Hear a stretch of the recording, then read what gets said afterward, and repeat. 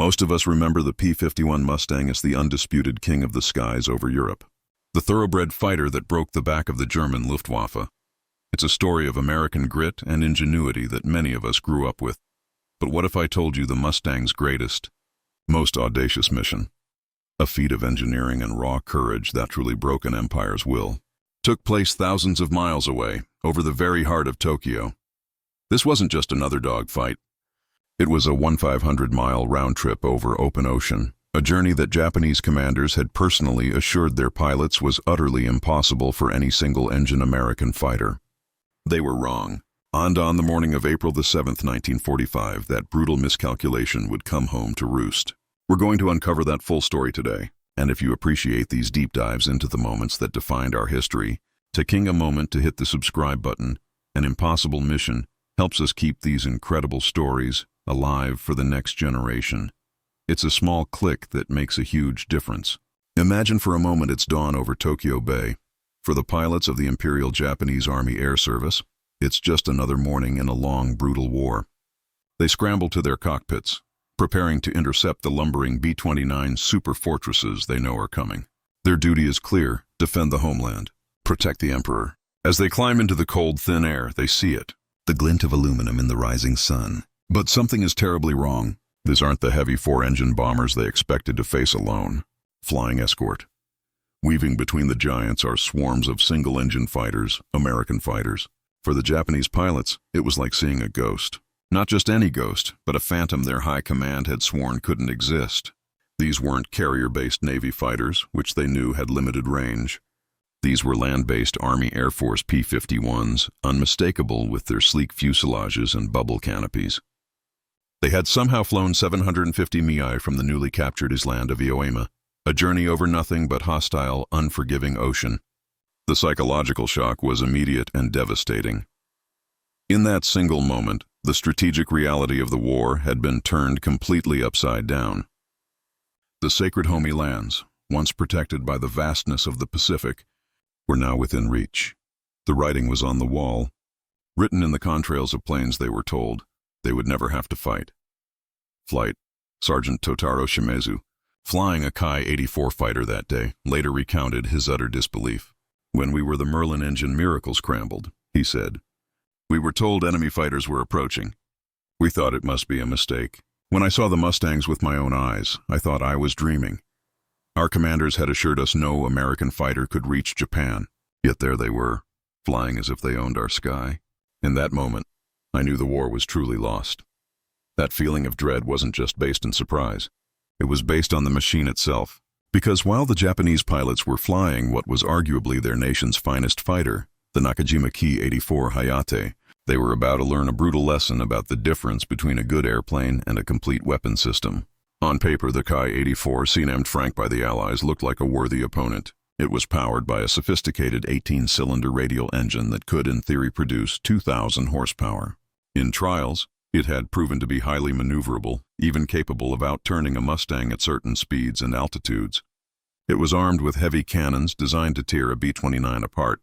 So why was the sight of the Mustang so terrifying? Because the story of this aerial battle isn't just about two planes. It's about two completely different worlds, two industrial philosophies, and the unbridgeable gulf that had grown between them. The secret to the Mustang's impossible journey lay under its hood. It was a masterpiece of Anglo-American cooperation, the Rolls-Royce Merlin engine. While the Mustang's airframe was a marvel of American aerodynamics, its heart was British. Early P-51s, powered by American Allison engines, were decent planes, but they struggled at high altitudes. But when the British strapped one of their legendary Merlin engines into a Mustang, it was like putting a racehorse's heart into a champion runner. The result was an absolute gimmicker. The version built under license in the United States by Packard, the V1650, was a liquid-cooled V12 engine equipped with a revolutionary two-stage, two-speed supercharger. Now, for those of us who grew up working on cars, a supercharger is a familiar concept. It forces more America's production power air into the engine to create more power. But this was a different breed entirely. A single-stage supercharger like the one in the Japanese Ki-84 works fine at lower altitudes. But as a plane climbs higher, the air gets thinner and the supercharger just can't keep up. The engine starts to gasp for air, losing power with every foot it climbs. The Merlin's two-stage system solved this problem brilliantly. Think of it like a relay team. The first stage would compress the thin, high-altitude air, and then an intercooler would cool it down, making it denser. Then it would pass that compressed air to a second stage, which would compress it even further before feeding it to the engine. It was like giving the pilot a fresh set of lungs at 30,000 feet. While Japanese engines were starving for oxygen, the Merlin was breathing easy, delivering seal power in the thin air where the B-29s flew. This technological marvel gave the P-51D a top speed of nearly 440 mt, 25,000 ft, and a service ceiling of almost 42,000 ft. Altitudes where Japanese fighters simply couldn't compete effectively. But speed and altitude were only part of the equation. The other was an almost unbelievable endurance. The Merlin was remarkably fuel-efficient for its power, and when combined with the Mustang's groundbreaking laminar flow wing design, a shape that cut drag by over a third compared to conventional wings, the P-51 could sip fuel.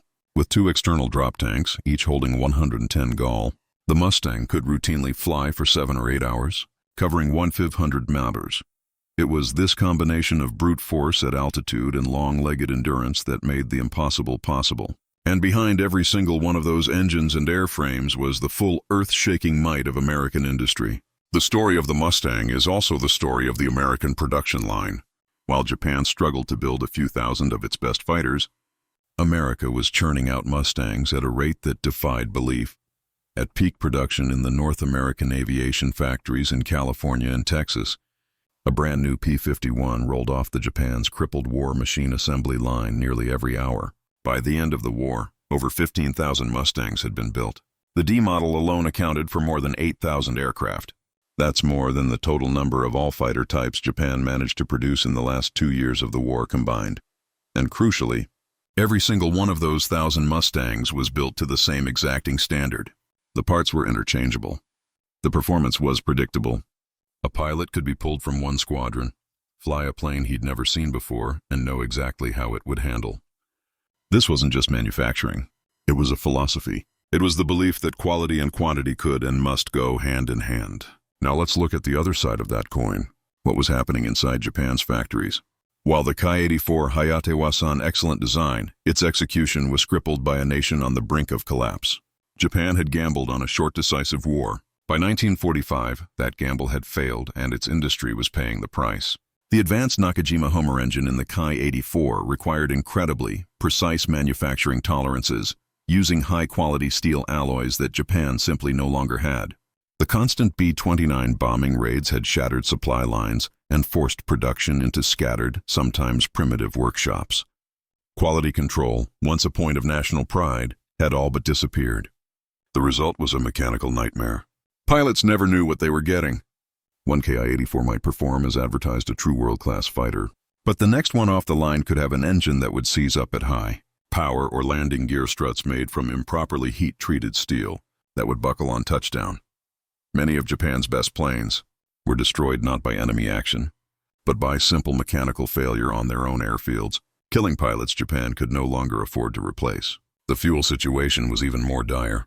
While American pilots flew on 100-octane aviation gasoline shipped across the Pacific from refineries in Texas, Japanese pilots were lucky to get 87-octane fuel. Often it was much worse.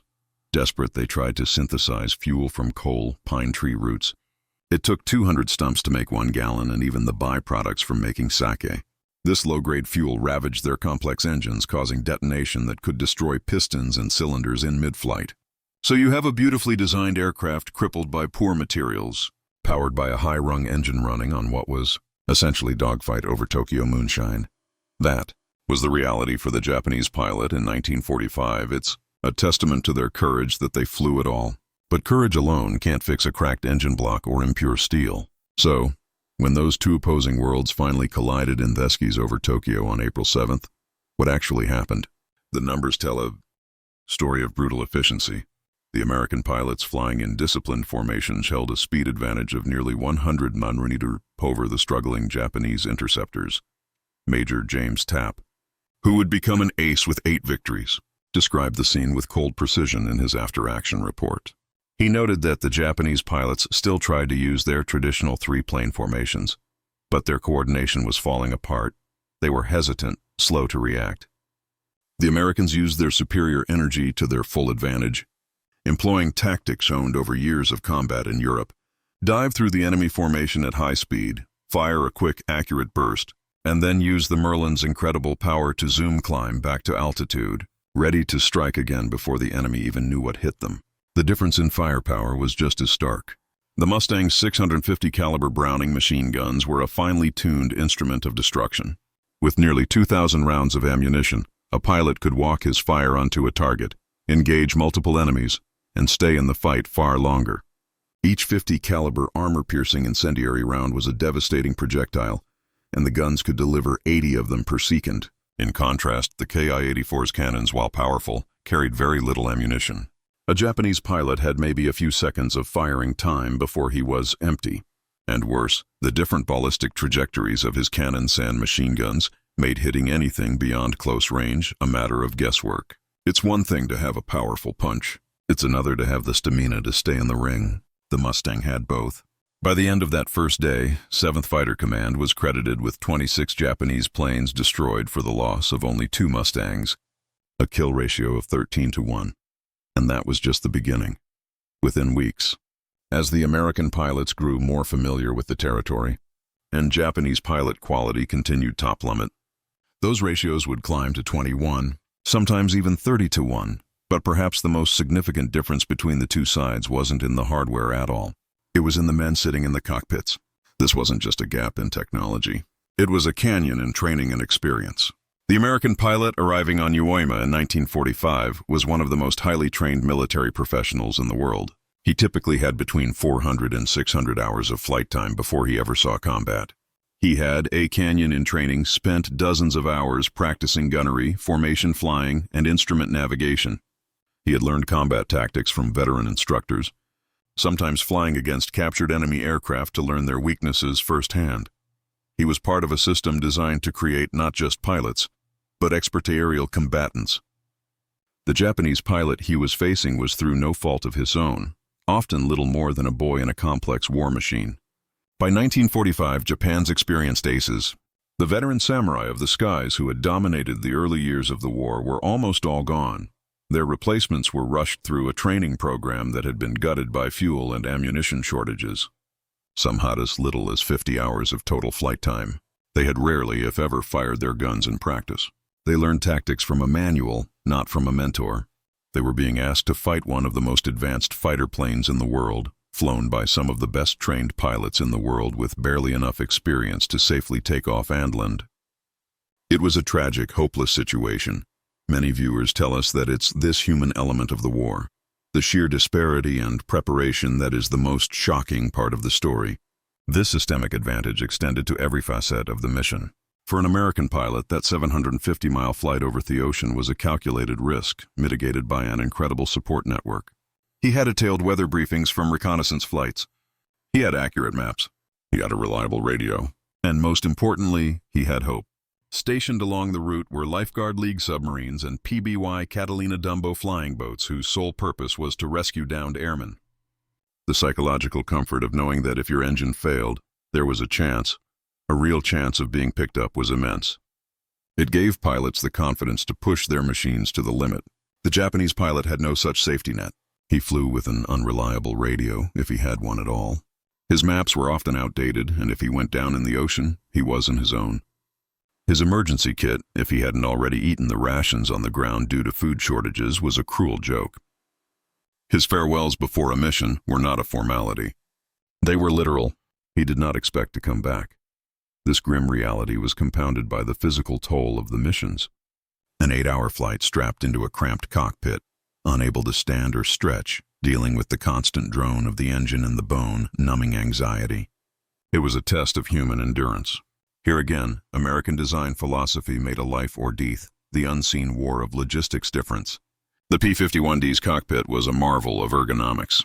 The bubble canopy gave the pilot an unparalleled 360-degree view, eliminating the deadly blind spots that plagued so many other fighters. The seat, the rudder pedals, the control layout, everything was designed to reduce fatigue and maximize efficiency. A comfortable pilot is an alert pilot, and in a dogfight, alertness is life. The Ki-84's cockpit was a product of a different philosophy. one that often prioritized performance over the pilot. Visibility to the rear was poor. Controls were awkwardly placed. A pilot might have to take his hand off the stick at a critical moment to flip a switch. It was a difficult plane to fly well, and it was unforgiving of the slightest mistake. Mistakes that tired, inexperienced, and terrified young men were bound to make. The war in the Pacific was ultimately a war of logistics. It was a contest between American abundance and Japanese scarcity. And nowhere was this more apparent than in the skies over Japan. Each VLR very long-range mission from Ioima was a logistical miracle.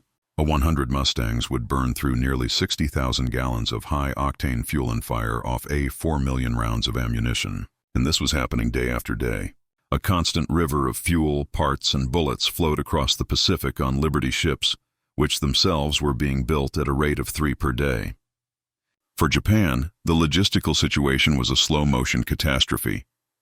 By 1945, there was so little fuel left in the home islands that training flights were all but eliminated. Ammunition was rationed. Entire fighter groups were grounded for a lack of basic parts like tires or spark plugs. Mechanics would cannibalize 3 or 4 broken planes just to get one back in the air. This was the unseen war, the war of maintenance logs, fuel gauges, and supply manifest. And it was a war Japan had already lost. Even nature itself seemed to conspire against them, though it took its toll on the Americans as well. On June 1, 1945, a day the Mustang pilots would call Black Friday, a force of 150 Mustangs flew headlong into a massive unforeseen weather front.